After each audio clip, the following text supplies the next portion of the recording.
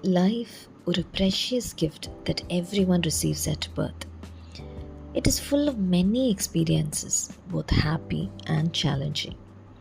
நமக்கு லைஃப் வந்து valuable lessons கற்றுக் கொடுக்கும் through the people whom we meet and the situations we face.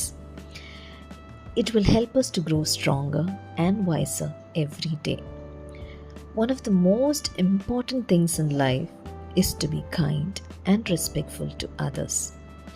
Life நமக்கு எப்போ பெட்டர் ஆகும்னா நம்ம மற்றவங்களுக்கு உதவி செய்யும் போதும் சப்போர்ட் பண்ணும் போதும் தான்.